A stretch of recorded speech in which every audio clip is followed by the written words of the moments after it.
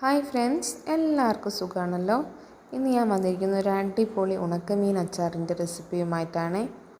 വളരെ എളുപ്പത്തിലും ടേസ്റ്റിലും നമുക്ക് ഈ അച്ചാർ റെഡിയാക്കി എടുക്കാം. വരൂ, നമുക്ക് ഒട്ടും വൈകാതെ തന്നെ റെസിപ്പിയിലോട്ട് പോവാം. ഞാൻ ഈ അച്ചാർ തയ്യാറാക്കുന്നതിനായിട്ട് ഉണക്ക സ്രാവാണ് എടുത്തിട്ടുള്ളത്. ഇത് നമുക്ക് ചെറിയ ചെറിയ കഷ്ണങ്ങളായിട്ട് മുറിച്ചെടുക്കാം. ഇതിൻ്റെ തൊലി കളയേണ്ടവർക്ക് തൊലിയും കളയാവുന്നതാണ്. ഞാൻ കളയുന്നില്ല കേട്ടോ. ഞാൻ എല്ലാം ഇതുപോലെ കട്ട് ചെയ്തെടുത്തിട്ടുണ്ട്. ചെറിയ ചെറിയ ചതുര കഷ്ണങ്ങളായിട്ട് വേണം കേട്ടോ മുറിച്ചെടുക്കാൻ. ഇത് നമുക്ക് ഒരു അരമണിക്കൂറോളം ഒന്ന് വെള്ളത്തിലിട്ട് വയ്ക്കാം.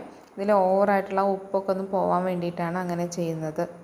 അതിനുശേഷം നന്നായിട്ട് കഴുകി വെള്ളമൊക്കെ വാർത്തെടുക്കണം. ഇനി നമുക്കിതിലോട്ട് ഒരു അര ടീസ്പൂണോളം മഞ്ഞൾപ്പൊടി ഒന്ന് കുഴച്ചെടുക്കാം. ഇപ്പം മീനിനൊക്കെ എന്താ വില അല്ലേ. അപ്പോൾ ഉണക്കമീനൊക്കെ വാങ്ങി ഇതുപോലെ അച്ചാറൊക്കെ ഇട്ട് വെച്ച് കഴിഞ്ഞാൽ നമുക്ക് മീനൊന്നും കിട്ടാത്ത സമയത്ത് ഒരു കഷ്ണം അച്ചാറെടുത്ത് കഴിച്ചാൽ മതിയാവും. നന്നായി മിക്സ് ചെയ്തെടുത്തിട്ടുണ്ട്. ഇനി നമുക്കിത് എണ്ണയിലൊന്ന് ഫ്രൈ ചെയ്തെടുക്കാം. ഞാൻ നല്ല വെളിച്ചെണ്ണയിലാണ് ഫ്രൈ ചെയ്തെടുക്കുന്നത്. വെളിച്ചെണ്ണയിൽ ഫ്രൈ ചെയ്യുമ്പോൾ പ്രത്യേക ടേസ്റ്റാണ്. നിങ്ങൾക്ക് ഒരുപാട് കാലം കേടുവരാതെ സൂക്ഷിക്കാനാണെങ്കിൽ സൺഫ്ലവർ ഓയിലൊക്കെ ഉപയോഗിക്കാവുന്നതാണ്. ഓയിലിൽ ഫ്രൈ ചെയ്ത ശേഷം നമ്മുടെ നല്ലെണ്ണയിൽ അച്ചാറുണ്ടാക്കി എടുത്താൽ മതി. ഞാൻ വളരെ കുറച്ച് മാത്രമല്ലേ തയ്യാറാക്കുന്നുള്ളൂ. അതുകൊണ്ട് ഞാൻ ഫ്രൈ ചെയ്യുന്നതും അച്ചാർ തയ്യാറാക്കിയെടുക്കുന്നതും വെളിച്ചെണ്ണയിൽ തന്നെയാണ്. കൂടുതൽ ടേസ്റ്റ് എന്തായാലും വെളിച്ചെണ്ണയിൽ തയ്യാറാക്കുമ്പോൾ തന്നെയാണ്. മീൻ ഇതുപോലെ പൊരിച്ചെടുക്കണേ, ഡീപ് ഫ്രൈ ചെയ്തെടുക്കണം. നമ്മൾ നോർമലി ഒക്കെ ഉണക്കമീൻ പൊരിക്കുന്ന പോലെ ഷാലോ ഫ്രൈ ചെയ്താൽ പോരാ, നല്ല രീതിയിൽ ഫ്രൈ ചെയ്ത് കിട്ടണം. എന്നാലേ ഒരുപാട് നാളും കേടാവാതെ ഇരിക്കുകയുള്ളൂ. ഇവിടെയൊക്കെ ഉണക്കമീൻ ഞാൻ മാത്രമേ കൂട്ടുള്ളൂ. അപ്പോൾ വാങ്ങി വെച്ച് കഴിഞ്ഞാൽ പെട്ടെന്ന് കേടുവരും.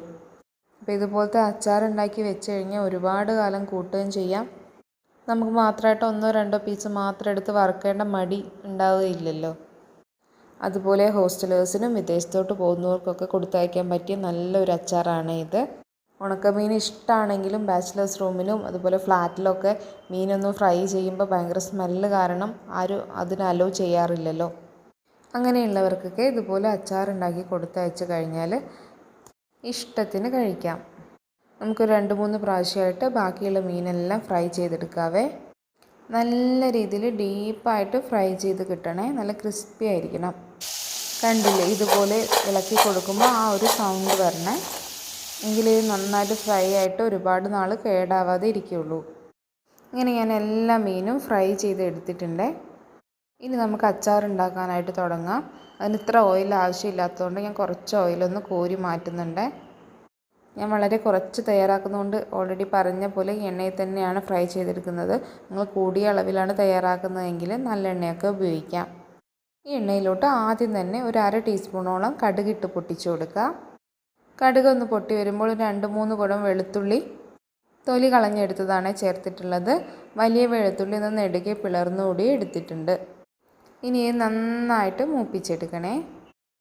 ഇതൊന്ന് വാടി വരുമ്പോൾ ഞാൻ ഇതിലോട്ട് ചേർക്കുന്നത് ഒരു പച്ചമുളക് വട്ടത്തിൽ അരിഞ്ഞതാണ്.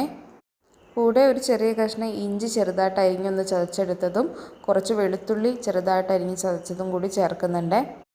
ഇങ്ങനെ ചേർത്ത് കഴിഞ്ഞാൽ നമ്മുടെ അച്ചാറിന് നല്ലൊരു ഫ്ലേവർ ആയിരിക്കും. മുഴുവനായിട്ടുള്ള വെളുത്തുള്ളിയൊക്കെ ചേർത്താലും ഈ ഒരു മസാലയിൽ നല്ല ഇഞ്ചിയുടെയും വെളുത്തുള്ളിയുടെയും ഫ്ലേവർ വരും. നിങ്ങളുടെ കയ്യിൽ നല്ല ഫ്രഷ് കറിവേപ്പില ഉണ്ടെങ്കിൽ ഈ സമയത്ത് ചേർക്കാവുന്നതാണ് കേട്ടോ. എൻ്റെ കയ്യിൽ ഇല്ലാത്തതുകൊണ്ടാണ് ചേർക്കാത്തത്. ഇനി ഇതെല്ലാം കൂടി നന്നായി ഒന്ന് മുരിഞ്ഞ് വരുമ്പോൾ നമുക്കിതിലോട്ട് ആവശ്യമായ മസാലപ്പൊടികൾ ചേർത്ത് കൊടുക്കാം. ഞാൻ 1 ടീസ്പൂൺ മുളക് പൊടിയാണ് ചേർത്തിട്ടുള്ളത്. നല്ല എരിവും കളറും ഉള്ള മുളക് പൊടിയാണ്. നിങ്ങൾക്ക് വേണമെങ്കിൽ കാശ്മീരി മുളക് പൊടിയും നോർമൽ മുളക് പൊടിയോടും മിക്സ് ചെയ്ത് ഉപയോഗിക്കാം. നിങ്ങളുടെ എരിവിനനുസരിച്ചുള്ള അളവെടുക്കാവുന്നതാണ്. ഇനി മുളക് പൊടിയുടെയൊക്കെ പച്ചമണം മാറി വരുന്നത് വരെ ഒന്ന് ഇളക്കി കൊടുക്കാം. ശേഷം ഞാൻ ഇതിലോട്ട് ചേർക്കുന്നത് ഒരു 1/4 കപ്പ് വിനീഗറാണ്. ഈ വിനീഗറും ഇതിൽ കിടന്ന് നന്നായിട്ടൊന്ന് തിളച്ച് വരണം. ഇത് നന്നായി മിക്സ് ചെയ്ത ശേഷം പുളിയെല്ലാം ചെക്ക് ചെയ്ത് നോക്കി ആവശ്യമെങ്കിൽ വീണ്ടും ചേർക്കാവുന്നതാണ്. എനിക്ക് പുളി കുറവായിട്ട് തോന്നിയതുകൊണ്ട് ഒരു 1/4 കപ്പും കൂടി ചേർക്കുന്നുണ്ട്. നമ്മൾ വാങ്ങുന്ന ഓരോ വിനാഗിരിയുടെയും പുളിക്കനുസരിച്ച് ഇതിൻ്റെ അളവിൽ വ്യത്യാസം വരും. അതുകൊണ്ട് നിങ്ങൾക്ക് ചെക്ക് ചെയ്ത് ആവശ്യത്തിന് ചേർത്താൽ മതിയാകും. ഈ നന്നായിട്ട് തിളച്ച് വരുമ്പോൾ നമ്മൾ ഫ്രൈ ചെയ്ത് വെച്ച സ്രാവില്ലേ, അത് ഇതിലോട്ട് ഇട്ട് കൊടുക്കാം. മുഴുവനായിട്ട് ഇതിലോട്ട് ഇട്ട് കൊടുത്ത ശേഷം നന്നായിട്ട് മിക്സ് ചെയ്തെടുക്കണേ. ഈ മസാലയൊക്കെ സ്രാവിൻ്റെ എല്ലാ ഭാഗത്തും എത്തണം. ഇപ്പോൾ ഞാൻ നന്നായിട്ട് മിക്സ് ചെയ്തെടുത്തിട്ടുണ്ട്. കണ്ടില്ലേ, മസാലയൊക്കെ ഇതിൻ്റെ എല്ലാ ഭാഗത്തും പിടിച്ചിട്ടുണ്ട്. നമ്മൾ ആ ഇഞ്ചി വെളുത്തുള്ളിയൊക്കെ ചതച്ചിട്ടത് കൊണ്ട് തന്നെ അതൊക്കെ ഇതിലോട്ട് പിടിച്ചിട്ടുണ്ടാവും. അതുപോലെ മീനച്ചാർ തയ്യാറാക്കുമ്പോൾ എപ്പോഴും ഇതുപോലെ ഒരു കുറുകിയ പരുവത്തിൽ കിട്ടുന്നതാണ് ടേസ്റ്റ്. ബാക്കിയുള്ള അച്ചാർ പോലെ വെള്ളത്തിലിരിക്കാൻ പാടില്ല. ഇതൊരു ടീസ്പൂൺ ഉലുവയും 1 ടീസ്പൂൺ കടുകും കൂടി ഒന്ന് ചൂടാക്കി പൊടിച്ചെടുത്തതാണ്. ഇതിൽ നിന്ന് ആവശ്യത്തിന് നമുക്ക് ഇതിലോട്ട് ചേർത്ത് കൊടുക്കാം. ഞാൻ 1 ടീസ്പൂണോളം ചേർത്ത് കൊടുത്തിട്ടുണ്ട്. ഇനി ഇതും കൂടി നന്നായിട്ട് മിക്സ് ചെയ്തെടുത്താൽ നമ്മുടെ സൂപ്പർ ടേസ്റ്റി ഉണക്കമീൻ അച്ചാർ റെഡി. ഇതെപ്പോഴും കഴിക്കാൻ ടേസ്റ്റ് ഒരു 2-3 ദിവസം കഴിഞ്ഞിട്ടാണ്. അപ്പോഴേക്കും ആ വിനാഗിരിയുടെയും മുളകും ഇഞ്ചിയുടെയും വെളുത്തുള്ളിയുടെയും ഫ്ലേവറൊക്കെ ആ മീനിലോട്ട് പിടിച്ചിട്ടുണ്ടാവും. ഇതിൽ നമ്മൾ ഉപ്പ് ചേർത്തിട്ടില്ല കേട്ടോ. ഉണക്കമീനിൽ ഓൾറെഡി ഉപ്പ് ഉള്ളത് കൊണ്ടാണ് ഉപ്പ് ചേർക്കാത്തത്. ഈ ഒരു ഉപ്പ് തന്നെ മതിയാവും. നമ്മൾ എത്ര വെള്ളത്തിലിട്ട് വെച്ചാലും ഇതിൽ നല്ല ഉപ്പുണ്ടായിരിക്കും. അതുകൊണ്ട് എക്സ്ട്രാ ഉപ്പിൻ്റെ ഒന്നും ആവശ്യമില്ല. അപ്പോൾ എല്ലാവരും ഇതുപോലെ ഒന്ന് തയ്യാറാക്കി നോക്കി ഫീഡ്ബാക്ക് കമൻ്റായിട്ട് അറിയിക്കുമല്ലോ. ഈ മഴക്കാലത്ത് ചോറിൻ്റെ കൂടെയും കഞ്ഞിയുടെ കൂടെയൊക്കെ കഴിക്കാൻ നല്ല മസാല പിടിച്ച ഒരു കഷ്ണം ഉണക്കസ്രാവ് തന്നെ മതിയാവും. റെസിപ്പി ഇഷ്ടപ്പെട്ടാൽ ലൈക്ക് ചെയ്യാനും ഫ്രണ്ട്സിനും റിലേറ്റീവ്സിനും ഷെയർ ചെയ്ത് കൊടുക്കാനും മറക്കല്ലേ. കൂടാതെ ചാനൽ ഇതുവരെ സബ്സ്ക്രൈബ് ചെയ്യാത്തവരുണ്ടെങ്കിൽ ഒന്ന് സബ്സ്ക്രൈബ് ചെയ്ത് കൂടി സപ്പോർട്ട് ചെയ്യൂ. വീണ്ടും പുതിയൊരു അടിപൊളി റെസിപ്പിയുമായിട്ട് കാണാം. Thank you.